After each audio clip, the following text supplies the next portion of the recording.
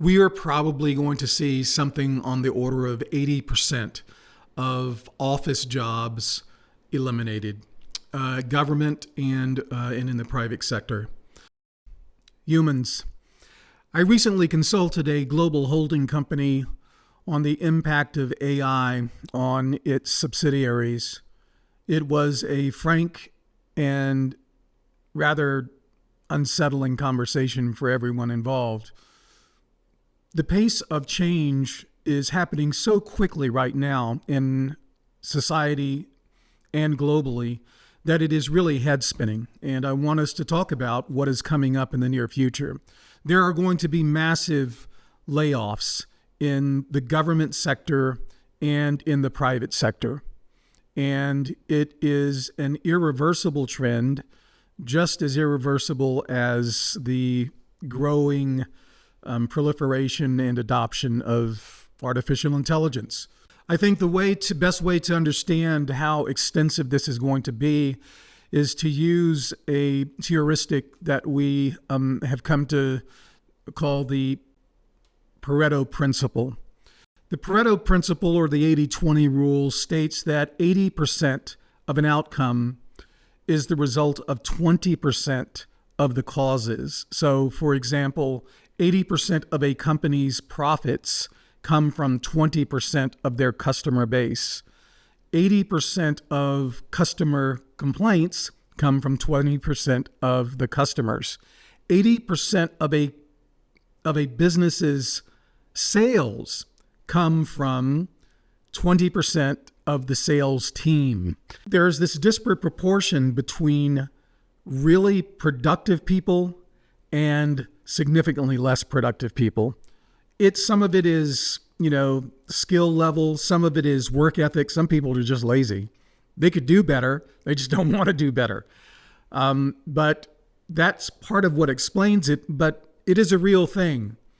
And AI is about to put an end to all of that bloat and inefficiency, particularly in the government, where bloat and inefficiency is almost a part of the design. In many ways, the government has been a jobs program for many people. And as it has continued to become more Byzantine and bloated, it has created for us a competitive disadvantage that can no longer be tolerated.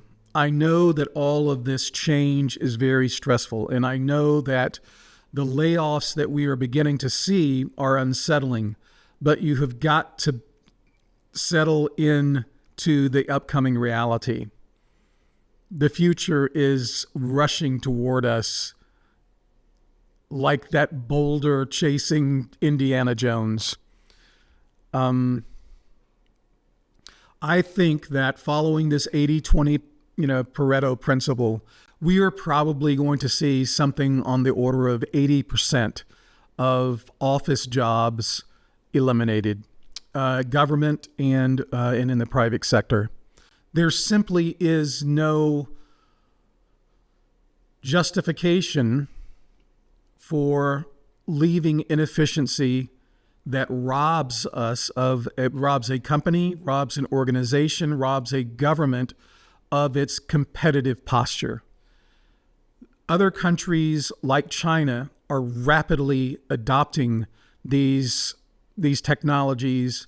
They are far less, shall we say, maybe humane about the ruthlessness in which they do this to their people.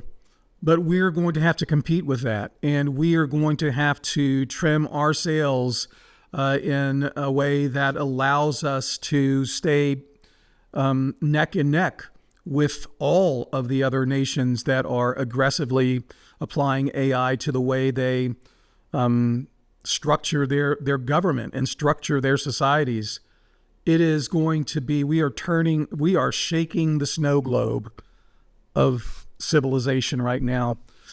I have no idea where it's going to land, but you have got to get your mind right for these upcoming developments. Few people will be spared. I certainly am not immune from any of it. although I have developed some wiles over the course of my, self-employment over the last 40 years, I have learned a way to kind of navigate through lots of changes. This reminds me a bit of when synthesizers came into the music business. I was in the music business for several decades, and it used to be that we would hire an entire string section, that we could bring 20 people into the studio, violins, violas, contrabasses, a string section to play on a record or to play on a commercial that we were producing.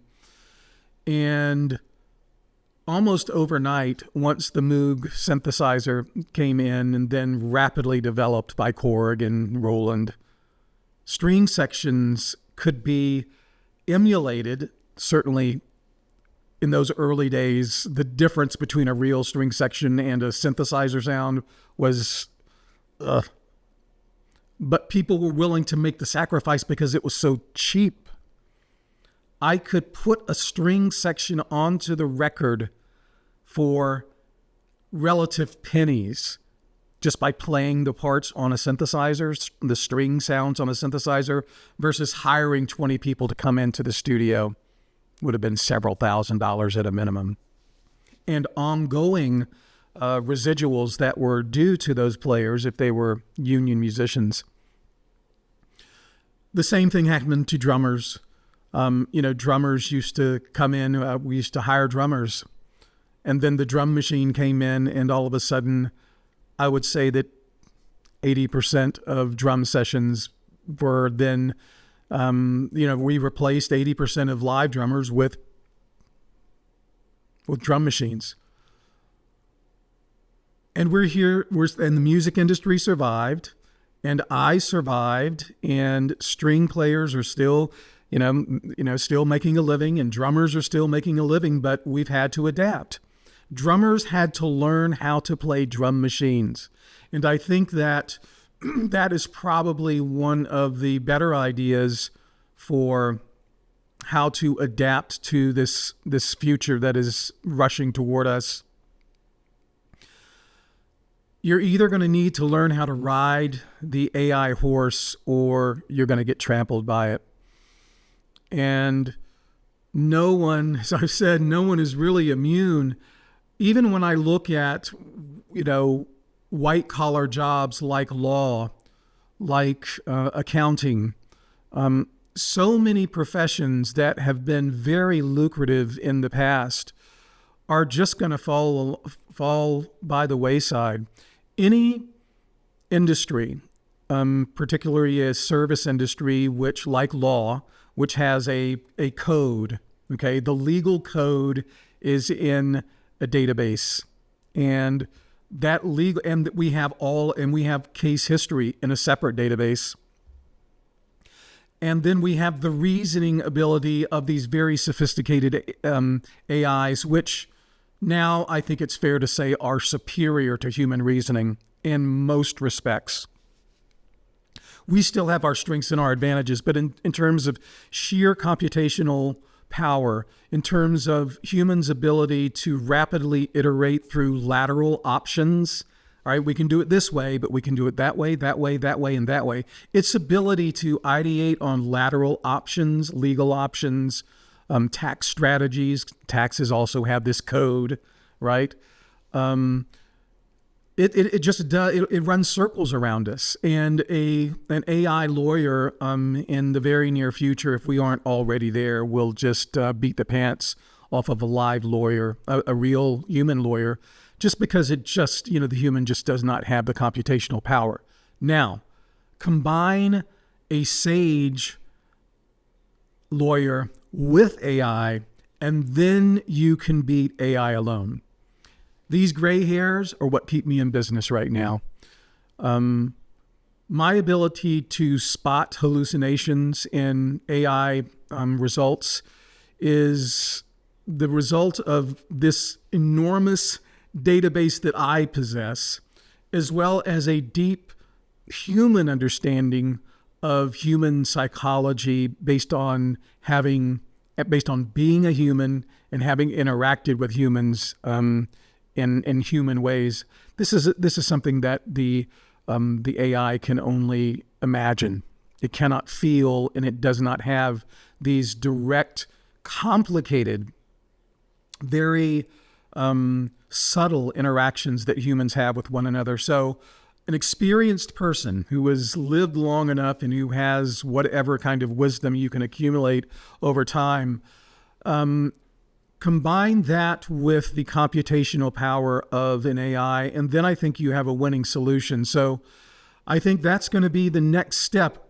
At a certain point, that's not going to even be possible. I think that the next stage of this, right now, I think we're heading toward how do we ride the horse.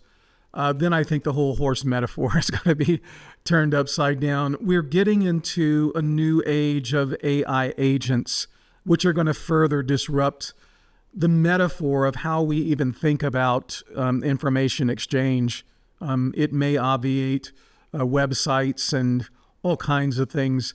AI agents simply allow a human to say, this is what I want to accomplish. Now go out and do that for me.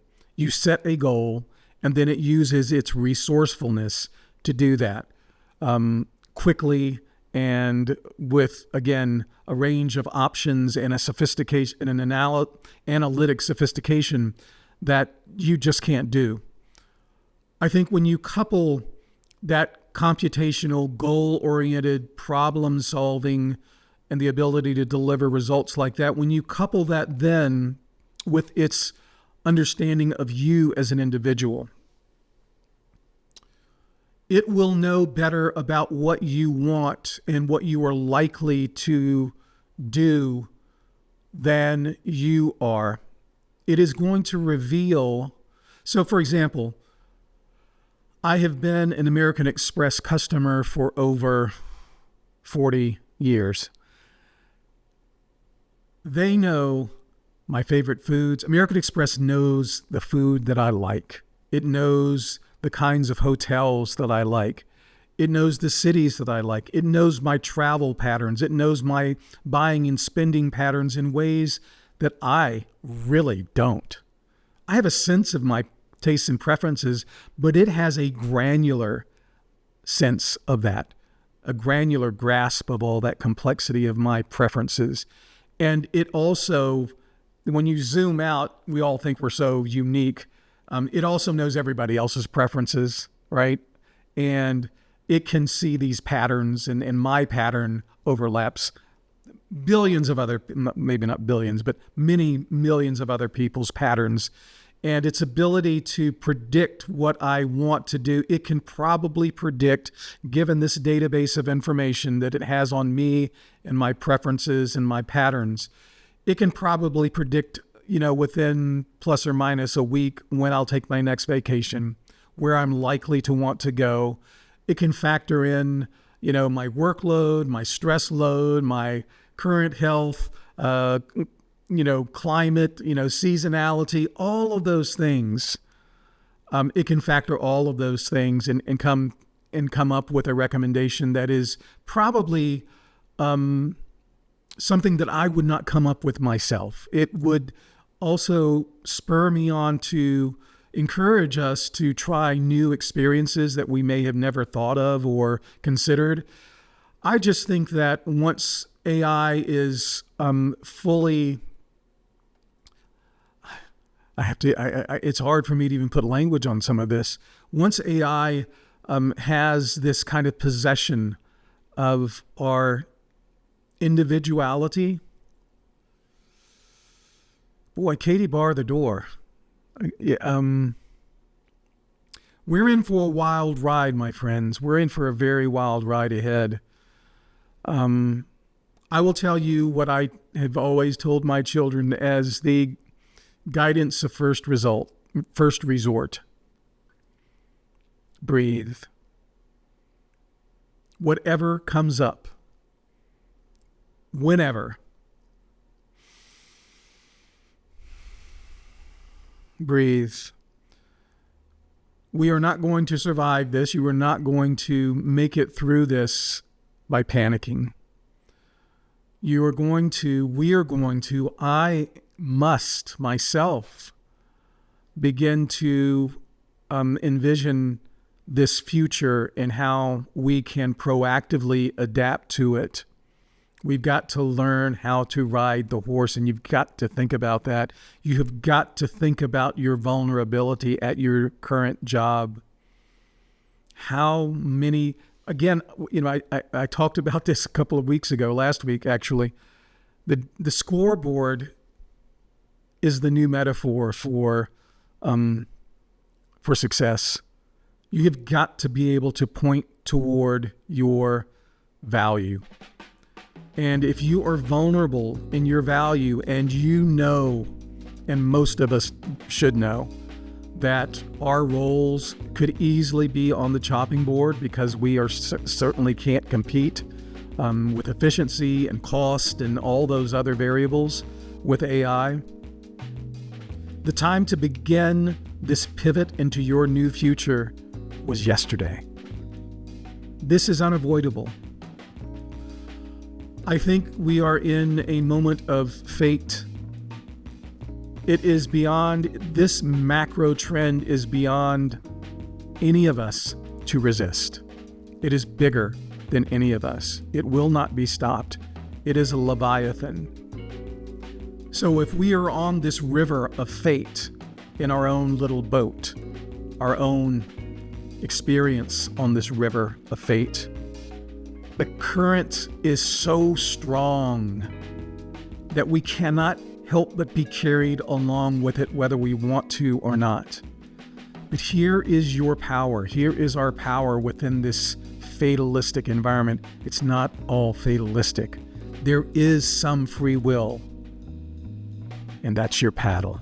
All of us have a paddle. It isn't fate or free will. It is fate and free will in my mind. Take your paddle, and you can steer yourself within that powerful river. I've been on lots and lots of rapids in big rivers. Even in the mightiest river, you have the opportunity with sufficient skill to steer yourself, to steer around danger and toward opportunity and safety. It's time to pick up the paddle and take control of your future. AI and the Pareto pruning that's about to happen is inevitable. You got this. We got this. Breathe. Peace.